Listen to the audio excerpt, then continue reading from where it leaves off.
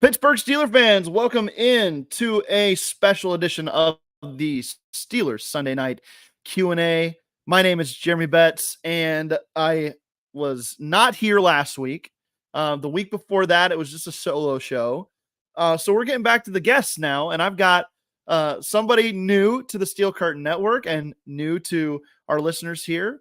And I wanted to get him on the show just to kind of get his take and perspective on the Pittsburgh Steelers. You saw him on our draft coverage. You probably have seen some of his work on the website, but I wanted to introduce Chris Laverty. Chris, welcome to the show, man. I appreciate you tuning in or joining me. Excuse me, not tuning in. I appreciate all the listeners tuning in. But Chris, I appreciate you joining me, man. How's it going? Pretty good. Thanks for having me. I'm excited to be here. How's it going with you? It's going great. I'm excited too. Anytime I get a little break from doing a show that I'm typically on or I do most weeks, I feel like I've missed something. So I'm glad to be back doing what I'm supposed to be doing here on a Sunday night, talking some Steelers football. And yes, there's been no games. Obviously, there hasn't been any action on the field really, but we've got a lot to talk about. The schedule's out. What's going on this week? NFLPA Rookie Premiere, where fascinatingly enough, Chris, I don't know if you find this irritating for teams who pick offensive linemen, but those guys don't get invited to Rookie Premiere, even though you start getting these 4th and 5th round receivers and quarterbacks. What's going on with that? I have no idea because, I mean, in all fairness, what is better looking than those premier linemen coming in, 300 pounds, just, you Right? know, Oh, man. like they need to be at the rookie premiere. They do. The picture would look so much better. There's so much open space between people here. They need to be able to fill those gaps a little bit. I don't know. Like Father Tanu sitting right there between two of those skinny receivers. I mean, it would just make the picture whole.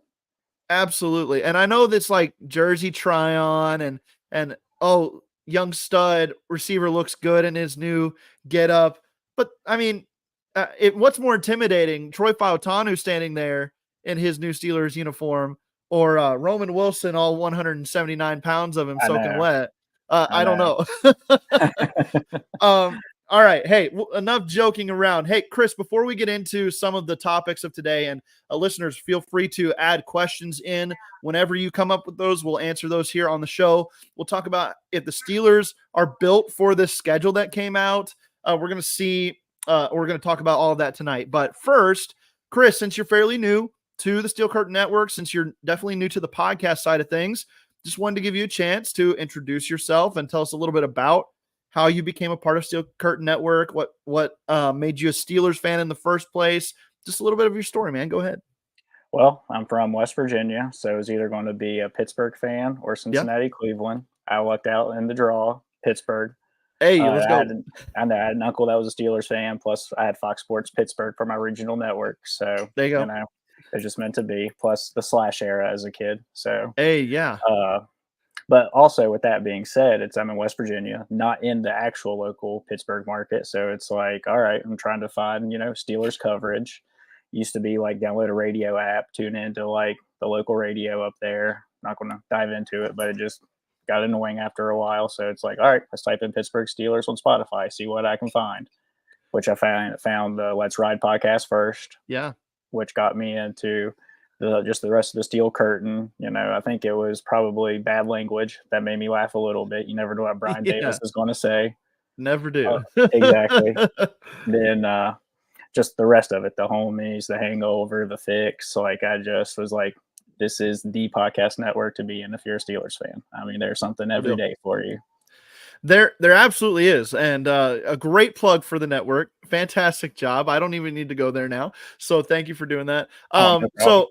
Okay, West Virginia. Are you a West Virginia Mountaineers fan? So were you super pumped about the Zach Frazier drafting, or is that kind of out of your wheelhouse? Okay. Yeah, like I mean, we needed a center. I had watched a great center here for 3 years. Like I'm like, just kind of the cards were starting to fall that way. Shannon was probably more excited than me. Not that I wasn't, but like But I was stoked. I was like, oh, this is what I wanted. Because, like, I understand they want position versatility on the line, but I'm like, just get a center. if that's Yeah. like the only thing he can do, I mean, there's a lot going on for a center during a game that like the versatility there isn't a big deal for me.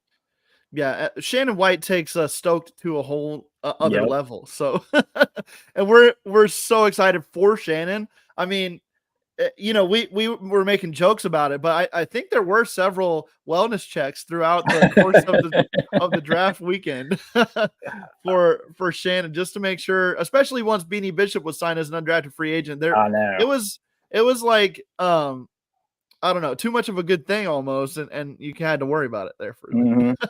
Especially because he was like on the draft coverage podcast when Yeah, he got drafted. Then you don't hear from Shannon for a little bit, and it's yeah. like, oh no, what happened? Right. And for any of you who thought, "Oh, that's all for show," no, that was No.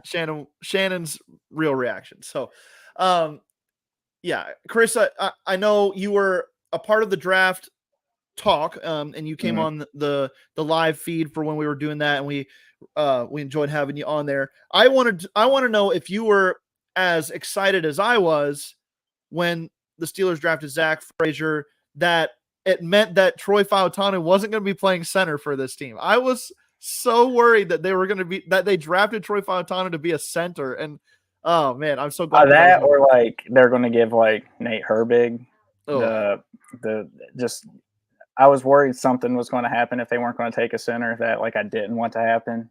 yeah, But then Frazier fell to him, and I was like, oh, thank goodness. yeah, that was my exact reaction when they announced Troy Fautanu as a tackle. I was like, yes, yes. I know. Now get a center so we can make sure. I don't know if you thought it was funny. Like, I don't know if you're watching the ESPN broadcast, but they announced him as a tackle, but they came up guard on like the Yeah. bar. And I'm like, little off. I'm Yeah. glad they announced him as tackle though, because that's what I'm going to go Right. by what they announced. But I saw that guard at first, and I was like, oh no, what are we doing? Yeah, here? they're just putting up what Mel Kiper tells them to put up on his screen there. So I know. yeah. Okay, so the other question I had for you about your Steelers fandom, are you the kind that loves to go to the games, or do you prefer to watch from home? What's your go-to there? I don't know. Are you a season ticket holder? What's No, your preference there? I'm not a season ticket holder. I have only been to a couple games. I went to the Bengals game last year where Okay. Mason started off. So Yeah. I'm talking about an electric atmosphere. Sure. But honestly, too, the way just football is anymore, I like being at home watching it. You see pretty much everything. You don't have to fight Yeah. crowds or whatever. Yeah. Like, not that I'm anti-crowd. It's just you have your own setup at home. You see everything. It's Yeah. like, oh, I can pause it, run and get Yes. some food or something, come right back. Like, Yep. stay off Twitter for a few minutes so I get caught up. But There you go. Yeah, exactly. You got to do that. I've got a 3-year-old little girl, and so staying home is definitely the better option. Oh, Now yeah. I live way down here in Asheville, North Carolina, so I'm Okay. nowhere near Pittsburgh, but we make it up for a game every now and then. We try to make it out when we can, but I think we might try to go to the opener in Atlanta actually, because I've got family members that are Falcons fans too. We'll see. We'll see if we can That'll make it be to that awesome. one. And You it's know, always and been kind of our family dream to see Steelers Falcons play each and other that'll live. be almost like a home game for the Steelers, the way Steelers fans Hey. travel to Atlanta. So Absolutely, absolutely. And maybe we'll make that crowd a little more black and gold when we get there. So there you go.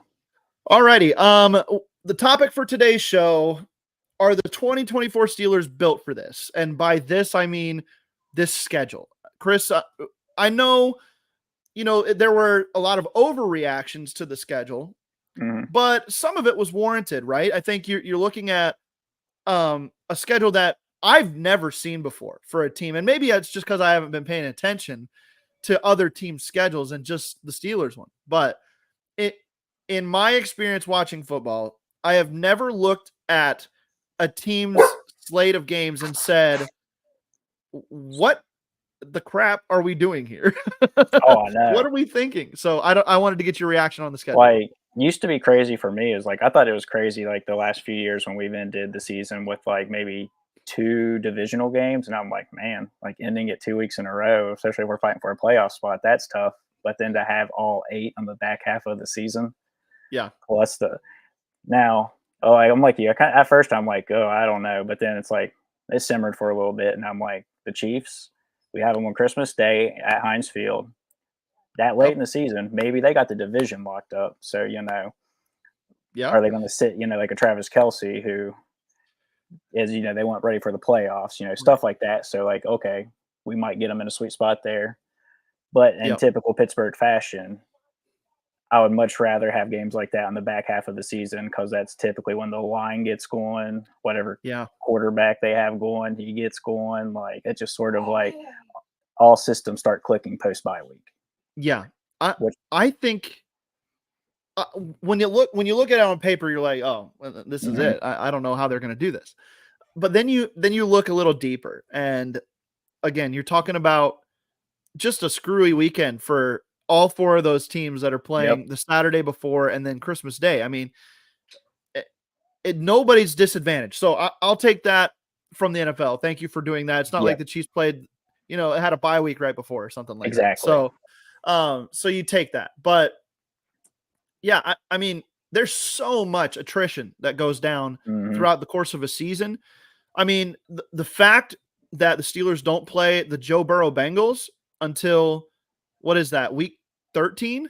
I believe so. Yeah. Yeah, I think it's week 13.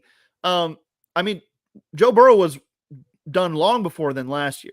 And you're talking about a team or about a player with a surgery that Mhm. there's some concerns whether or not he's going to be himself ever again. And so Yeah. we'll see how it plays out. But and I'm not hoping for injuries either. In No. fact, if it were my dream scenario, the Steelers pound the rock down the throats of all these healthy teams down the end, and you're like, okay, this is a Super Bowl contender. But in the end, we'll see how it plays out. The Steelers do need to stay healthy. I worry about their depth when compared to some of these other more high profile teams that they'll play on the back end of the season. But what I am not Sorry for the concerned 2-year-old. about, yes, say what? Sorry for the 2-year-old in the background. Oh, you're good. You're good. Mine gets in here sometimes. She's in bed already. He's getting ready. There you go. No, it's, I just think that the Steelers, if they can come in here and they can show something against healthy teams, they have a chance to put themselves in the conversation at the very least. And I'd rather that than play the Chiefs without Mahomes and Kelsey because somebody's hurt or resting for the playoffs. That's just my opinion, but I do think that it's a schedule that you're going to have to take advantage early, and then hopefully get everything together under a new offensive coordinator, new quarterback, new offensive line, a lot of new receivers. It's a lot of new. They're going to take some time to get going. Do you think that that's the case as well? Yeah, I do, and that's why I think I'd much rather face like some of the divisional opponents late because like you play Lamar early in the season, you might get a game like San Francisco Week 1 last year. I want to avoid those kinds of thrashings, and Yeah, starting off with Atlanta, Denver, who's also got a lot of new closer games, no matter how it falls. Like in like Tomlin fashion, we'll probably drop one early that we shouldn't, but later on in the season, you're going to get one you probably shouldn't either. right, So, right. And the Steelers' success against the division over the last few years can't be understated. Now, they haven't fared well against Joe Burrow led Cincinnati teams. I think they're 1-4 when he actually plays. But in all fairness, most teams that face a Joe Burrow led Bengals True. have their own problems when he's healthy. Yeah, right. That offense just for some reason gives Mike Tomlin's team trouble. Mike Tomlin's defense some trouble. But I think the offense is more well suited to keep them in games a little bit better if the defense has an off outing, which hasn't been the case in the past. If the defense has an off outing, you just turn the TV off because the result. And I don't think that's the case this year. If the Arthur Smith offense clicks like it should, I'm so excited to see what this defense is going to do game in and game out when they actually get 8-9 minutes of rest in between, instead of the Matt Canada 3-and-out specials. Right. Because I mean, we all remember that playoff game against Kansas City. I mean, Minkah starts off with a pick six. We shut Mahomes out 6 straight times right after, but the offense goes 3-and-out 8 straight times, and then the rest of the game is history. So I mean, to kind of hopefully get back to like a ground and pound type of control the clock, it starts clicking. You start playing the Bengals, the Browns, the Ravens later on. I mean, this could set up for something pretty nice later on. Yeah, I agree. And there's been a lot of talk in I listen to Dave Damashek a lot on his -3 podcast, infamous Steelers fan, Yep. more or less. But I love Dave Damashek. So, Dave, if you're He's listening to awesome. this, let me know. No, Dave loves the fact that the Steelers are, as he puts it, zigging while the rest of the NFL is zagging, and Mhm. that Mike Tomlin really believes that he can put together a rough and tumble team to beat up the finesse offenses and the the teams that are led by these superstar alien quarterbacks that the Mhm. Steelers don't have. When you don't have that quarterback, I think that's the way to build. Tennessee's tried that in recent past, and they've been fairly successful. Even the Chiefs, they recognized that they did not have the horses on offense that they typically do at the Right. skill positions, and they did a fantastic job putting together a defense that leveraged that and made it work, and they were Oh, yeah. Super Bowl championship I mean, champions besides again. that 2-minute drive, which you give Patrick Mahomes the ball with 2 minutes left, I don't care. Like, me and you could probably play Yeah, receiver and something will yeah, happen. But as far yeah, as the game goes, I mean, it was Chris Jones in that defense. Like, that yeah. absolutely just wreaked havoc and kept that game for him. Yeah, and I just see that this is a team that has an identity now, which maybe they Mhm. haven't in the past, and it's a lot of fun to predict. Now, this is us being very uh We're homers. positive in our hey, and I take that. I wear the I do cap, too. right? I Yeah. don't, I'm always half full with the Steelers, not half Yeah, if empty. you're right. If you're watching this in black and white, these are black and gold uh Yep. glasses that I'm looking through here. So, let me tell you this though. One thing that I cannot wait to see play out is the quarterback situation. Oh, I can't either. Yeah, Like, I personally feel like Russ has a tank of fuel left that he's ready to dip into, and I think that he's going to have something to give the Steelers this year. oh yeah. That being said, Justin Fields is immensely talented, much younger, and there's a chance that he steps on the field and just looks so dang good that you can't take him off the field. And so there's a scenario where both of these guys have a lot to give to the Steelers this year. I don't necessarily see a scenario where the Steelers are just losing 10 games, 11 games this year because the quarterbacks aren't good. They've already displayed that they can overcome poor quarterback play. It's not going to get worse than it has been the last Oh couple yeah. of years. So, what are you looking forward to most out of the quarterback competition, and who do you think has the upper hand? I think Russ has the upper hand only Yep. because if the if this line starts clicking the way it is set up to click and it gels and the run game is there, I think we'll get a Russ that's closer to that Seattle Russ, like mid years when you had the line, when you had beast mode. Not saying we have a beast mode, but we've got Najee and Jalen, which is a duo, can do a Yep. lot for us, play action especially. But Fields, I mean, his ceiling is, Yeah. it's up there. It's better than All right. anything we've had, for a while.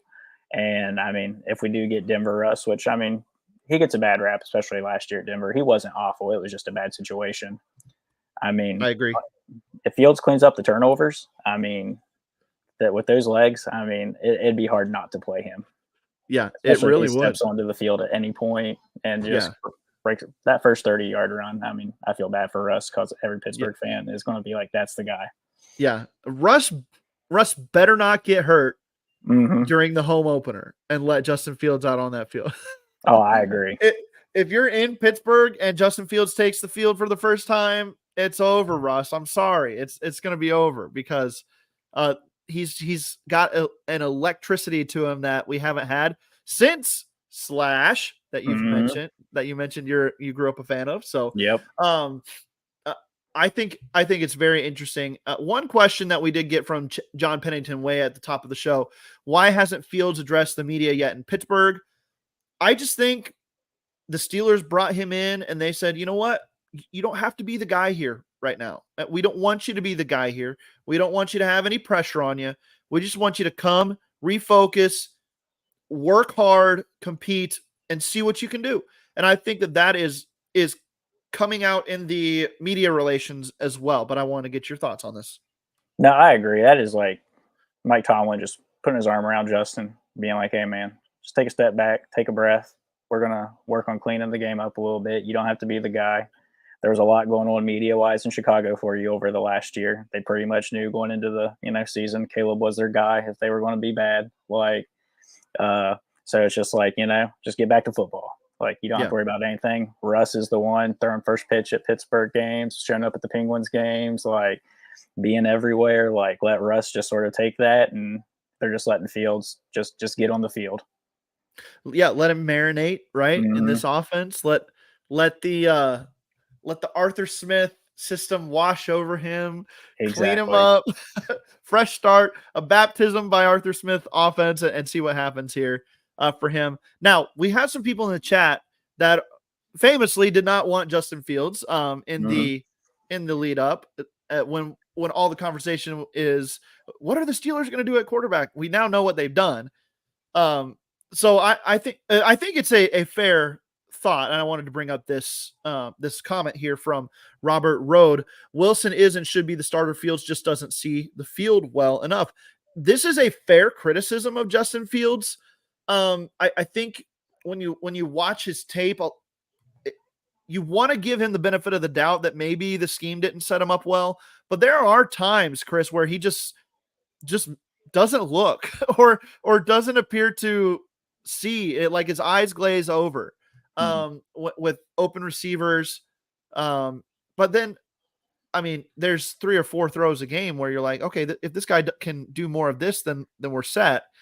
Do you think that the product that we've seen from Justin Fields so far is what he is, or do you think there's some growth that can be there for him in the future? Oh, I think there's some growth. I mean, part of, I think, his problem in Chicago was he took on being Superman too much.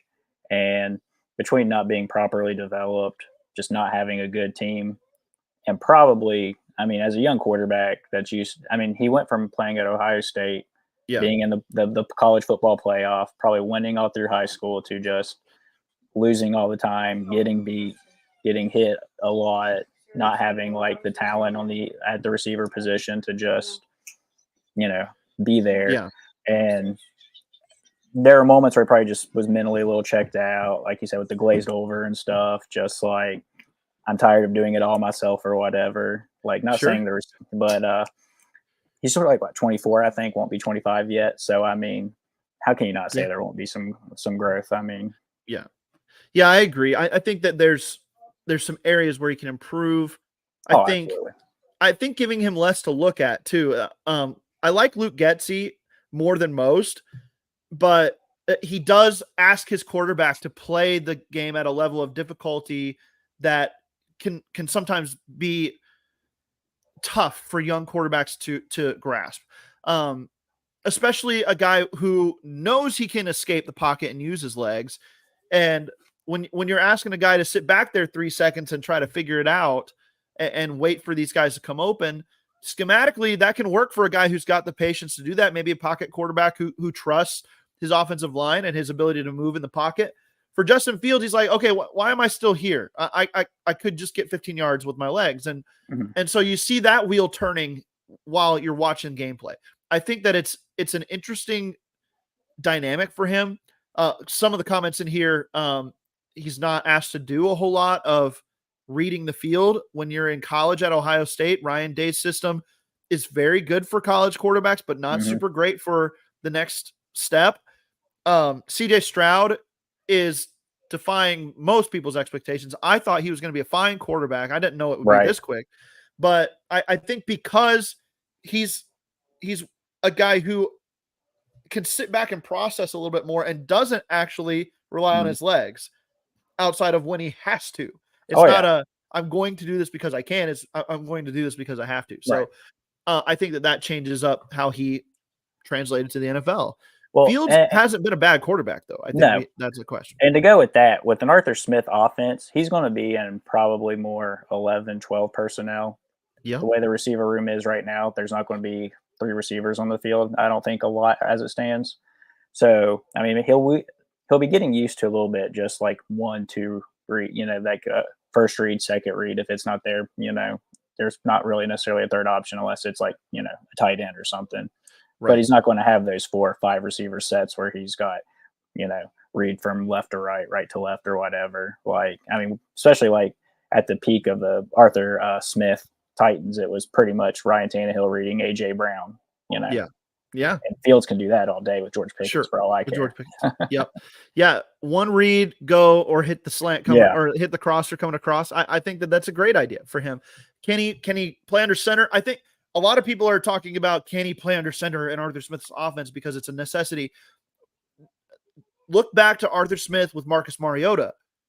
A lot of RPOs, a lot of pistol formation and working out of the shotgun. And you can do a lot of the same things without actually having to go under center. Now, there's some benefits still to being able to turn your back on the play and really suck in those linebackers and then work behind them with a traditional set snap and then backpedal, or not backpedal, but turn around and fake the handoff, that type of play action. But there's a lot that you can do with that type of system from a pistol type formation where you're doing all these RPOs. So I think that that's an overstated part as well. We're all probably burying the lead here a little bit in the fact that I do think Russell Wilson has something to prove this year. And I think that the Steelers believe that he can take them places. And so I think that they are going to give him every chance to win the job. And Justin Fields might be a future play if Wilson doesn't get them where they want to go, but I think he's going to get the first crack at it. And I actually kind of believe that he's got enough left to take them places. I agree. And then one thing in Fields' favor, he's going to be working with Russ all year. Yeah. And on those little things, Russ will be like a quarter. Like, Russ doesn't have like that ego. He will work with Justin Fields, I believe. Oh yeah. So, and Russ is completely like comfortable under center and shotgun, whatever. So I think Fields getting to work with a quarterback like that and learning from a respected quarterback in the league on top of that, like, I just think the longer Fields sits, it's just going to be better for everybody. I definitely agree. All right. Hey, we're going to go ahead, and it's a little bit late to do this, but we're going to go ahead and take our break for the audio listeners. So if you're watching us live, again, we're not going anywhere, but if you're listening on audio, wherever you get your podcasts, stay tuned. After this short break, we will be right back here on the Steelers Sunday Night Q&A.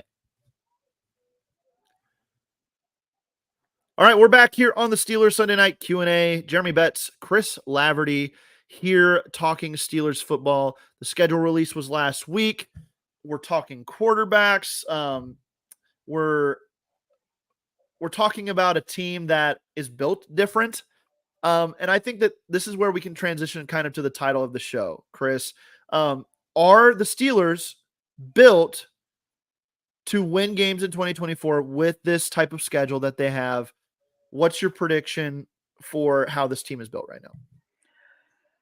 As it stands right now, if I still expect them to make one or two more moves. I mean, last year, Quan Alexander was signed into training camp and stuff. So I'm not, I see one or two moves being made, even if it's like a week or two in training camp. I still think it's at least a 10-win team right now, barring health. Okay. Don't get me wrong. But I think they would. I mean, we've won 10 games with like a Matt Canada as our offensive coordinator. And a Kenny Pickett as our quarterback. And I think between Russell Wilson wanting to prove something, Arthur Smith, a fired head coach, wanting to prove something, Mike Tomlin's always kind of wanting to put it in someone's face that, like, hey, you didn't think we'd be here.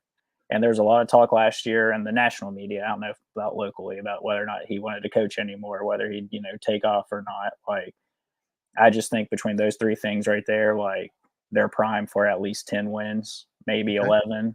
Yeah. I really, really want to agree with you, and I see the path to it. So there's a lot of pundits out there saying the Steelers are going to finish last in their division. They're going to struggle to win 6 or 7 games. And anybody saying that, like, if you're a national media guy and you're saying that, I don't care. I'm not going to get mad at you because you're not looking that deep at this. All you're seeing is Russell Wilson stunk in Denver.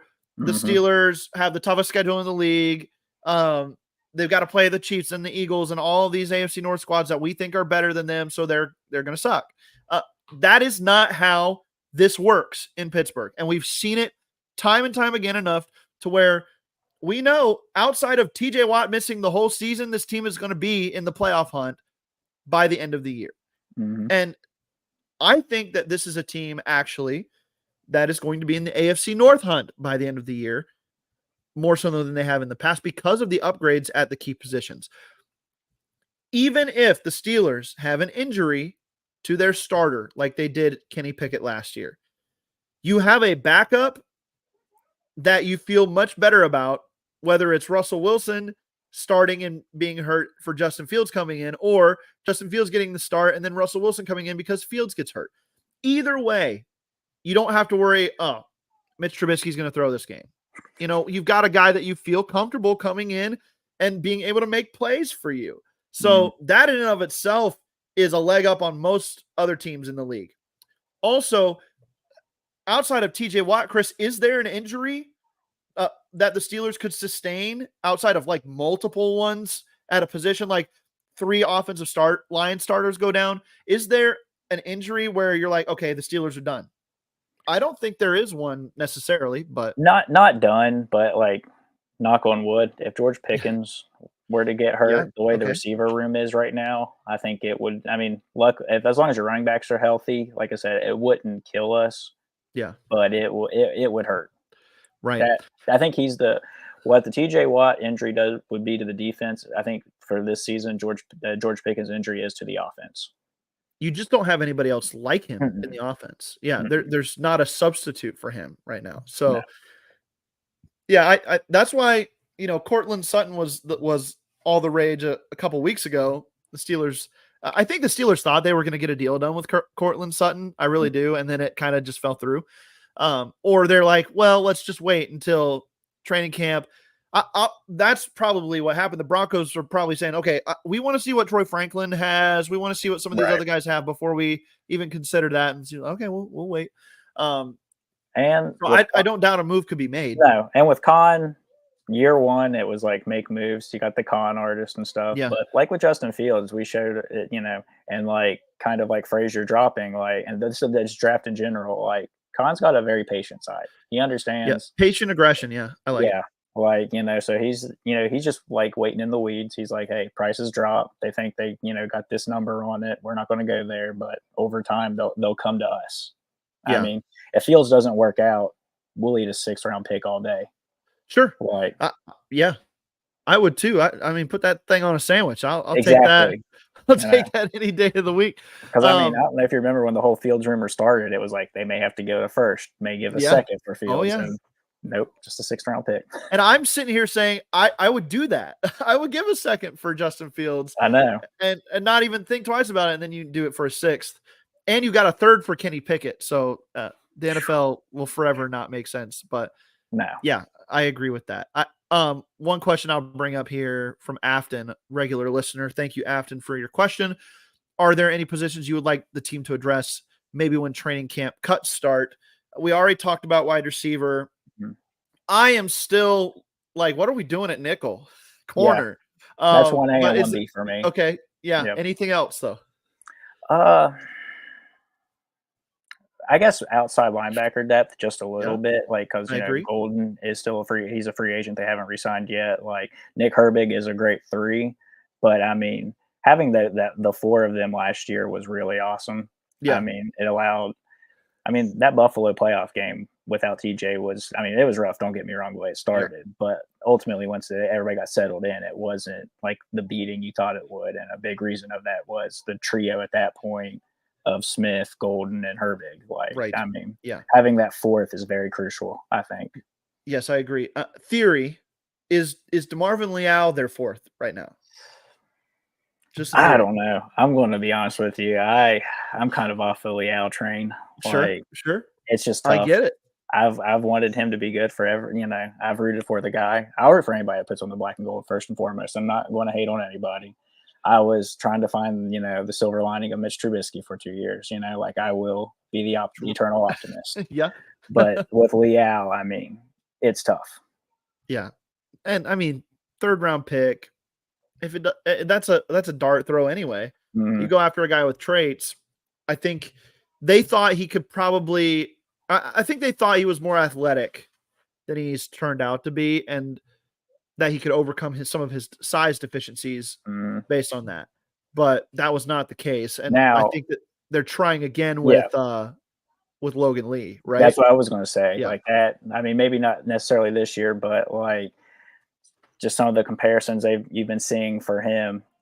Like with the Kiesel and everything. Like yeah, okay, I can see it. I mean, he needs some work. Like, sure, yeah. but Technically, yes. yeah, His RAS was through the roof, though. I know. So I mean, he played on an Iowa defense, and you can Yeah, say many things about Iowa. A bad you defense can. is not Yes, one of them. that's right. You can say many things about Iowa. We would need a different black and gold podcast Yep, if we were going to try to do that. But yep. so okay, anything else as far as position groups here? I'm trying to think. I would like it if they brought in an outside corner still too. I Yeah. think if they were to add 2 or 3 more guys in the cornerback room, one of those being a starting caliber nickel and the other being a rotational guy on the outside, I think that would be a big deal. And there's Eh, still guys out there. What about this guy's still sitting out there? Why is Justin Simmons without a job right now? I mean, what's going on? I have no idea. Like, that's a guy I would love on this team. Yeah. Like, Terrell Edmonds has a contract. Why I is know. Justin Fields? Why is Justin Fields or Justin Simmons? Excuse Yeah. me, still on the open market here? Yeah, like Doesn't I make sense. have no idea. I'm like, Cotton, get on the phone, do what you got to do, man. Yeah, Like, yeah. I think what it was is Simmons was more recently the highest paid safety in the league, and then some more contracts happened. I think he thought he was going to get a big deal on the market, right. and I think he held out for the big deal. The big deal never happened, and now the market's gone, and so I don't know where he's going to land. He might land back in Denver at this point. Who knows? We'll see. They could use him.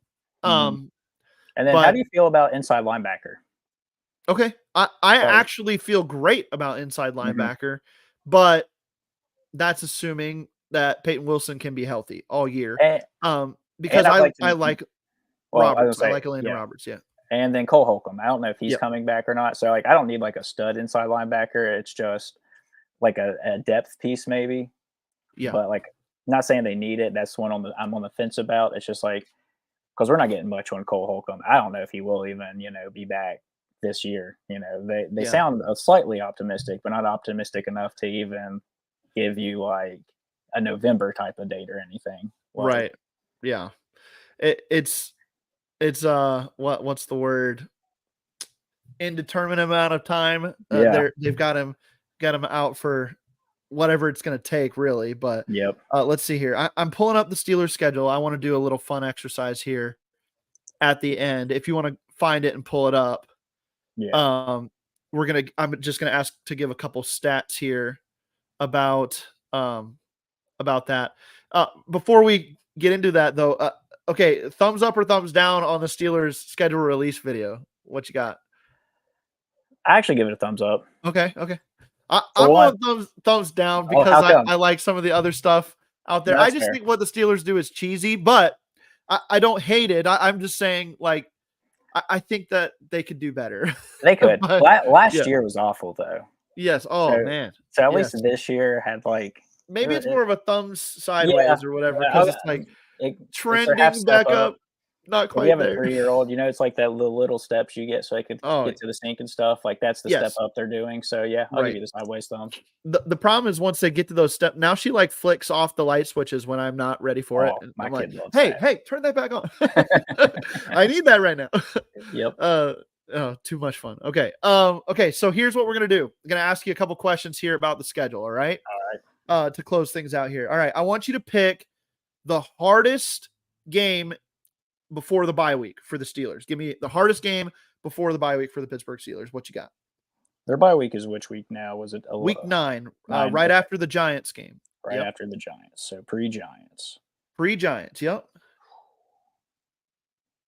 Honestly, the hardest game I give them, most people will probably think Cowboys.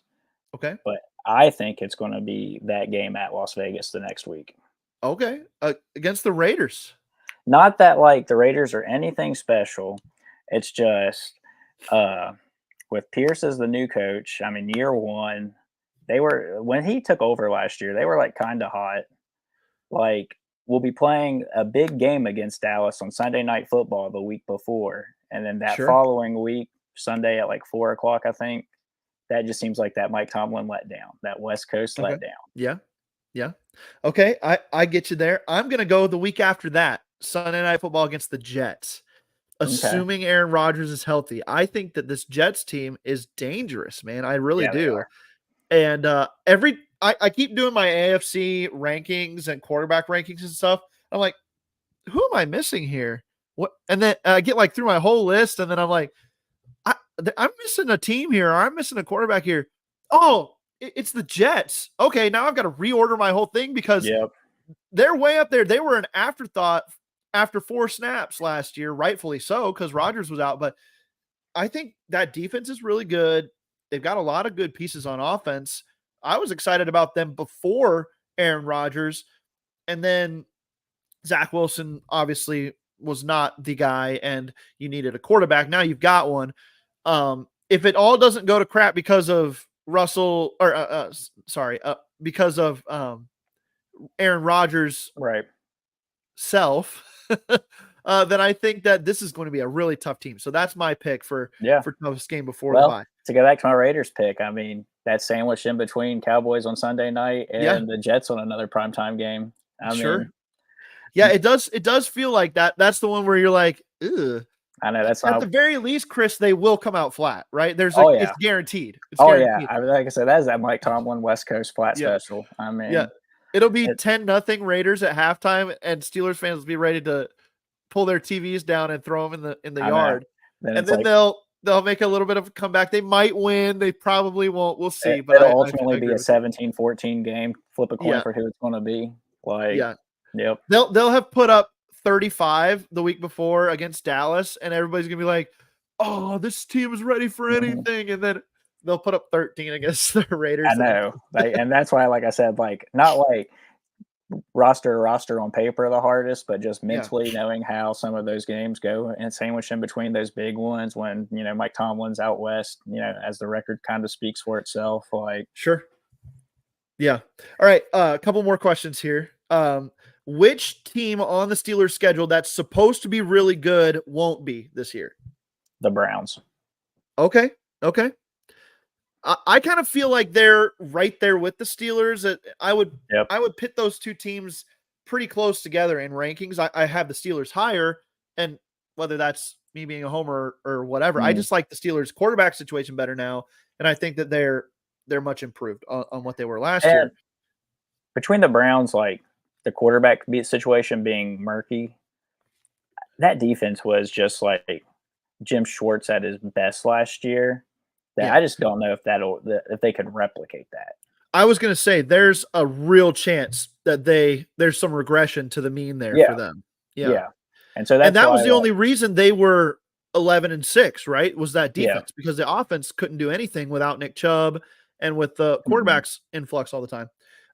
Okay. Oh, how many games does Tyler Huntley play for this team for the Browns? That's my question. I'll set the over under at 6. Okay. I'll take the under because they've got Jameis Winston still too, but I think Yeah, that it's gonna be close.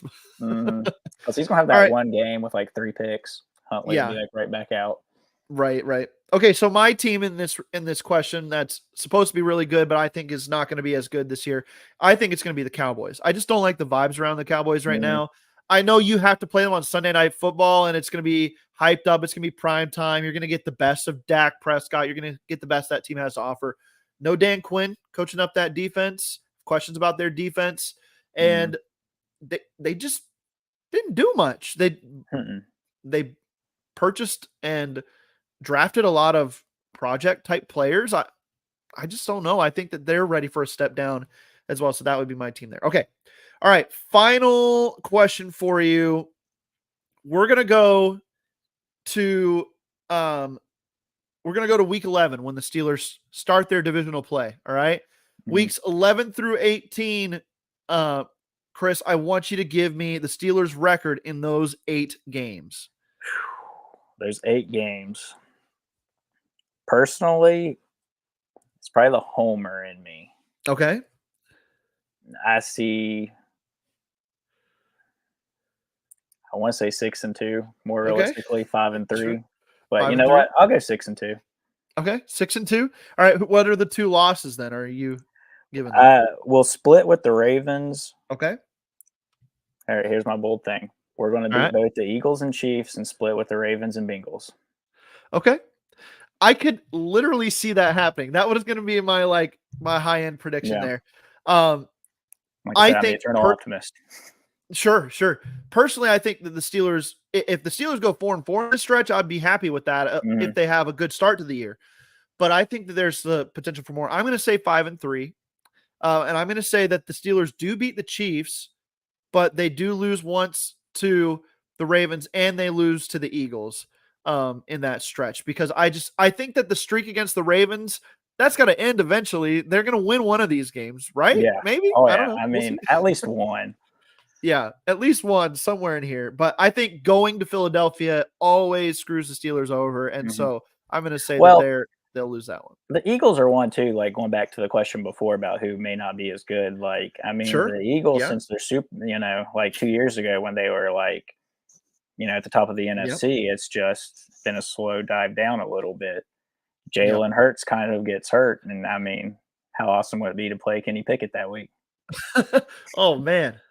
Oh man. Until they beat us, and then that would just be that would be it. That would be I Mike know, Tomlin's laydown game against Kenny Pickett in Philadelphia. but like they're a team. It's just they're going to be awesome. Or I mean, they lost uh, Jason Kelsey to retirement. Their Yeah. offensive line in general is getting a little old with Lane Johnson. Nick Sirianni, I guess he's on the hot seat. I know Philadelphia is one of those overreaction cities. It was just hot last year. I don't know if that's inside the actual team if it's a Yeah. hot seat or not.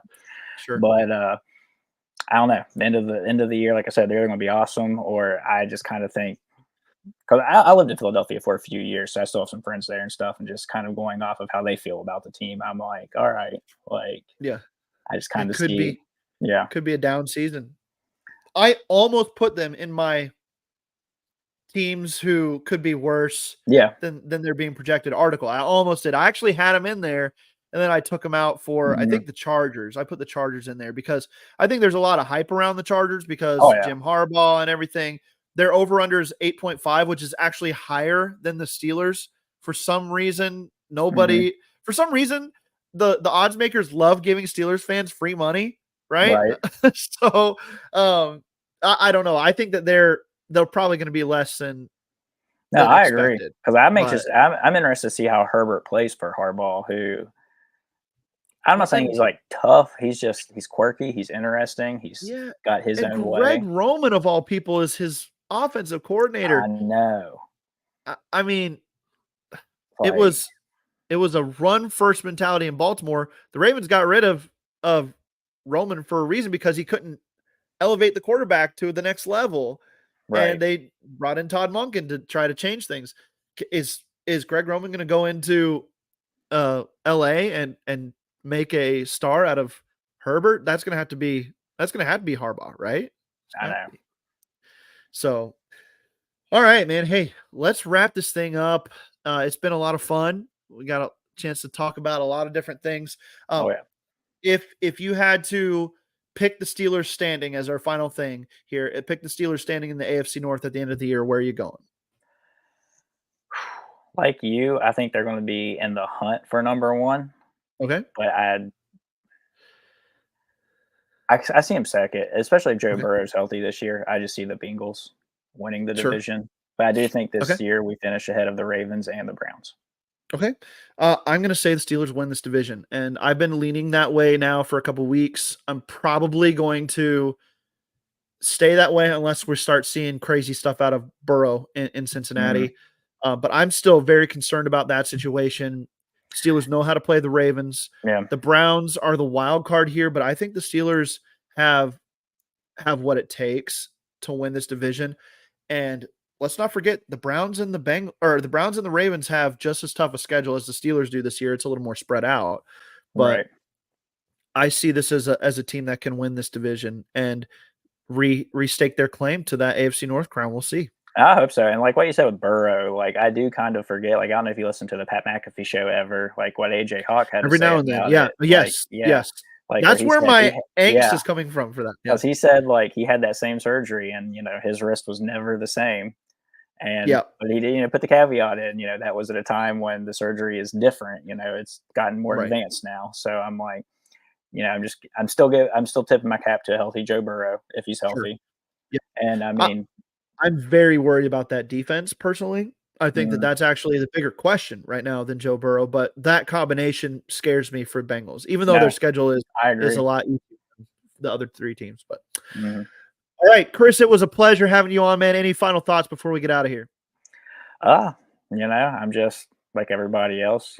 They're probably tired of hearing us talk, seeing us write about this off season. Like I am even for preseason at this point. I'm Yeah. not going to get as excited as I was last year about preseason, but Yes. just to see the pads popping a little bit, Yep. You gonna make it like up to training camp this year? You try to do that? uh, well, I have a newborn Yeah. expected on June Okay. 28th, so probably Oh, not. sure. Sure. Are Well, you? congratulations though. Thank you. Yeah. But I will be excited to see like anybody from the team that's going up. Like Yeah. I will definitely be tuned in as much as I can be. Sure. I made it up for the first time ever last year for training camp. Me and my brother went and met my uncle up there who lives up there and Oh, that's went awesome. to training camp. So I'm hoping we'll get to do it again, but we'll see, man. It's gonna be a lot of fun to see how this team grows together. Thank you to all the listeners for tuning in and listen to us blab for an hour here. We appreciate it. We'll be back next week on the Steelers Sunday Night Q&A. Until then, we hope you have a good one, and we'll talk to you next time. Thank you.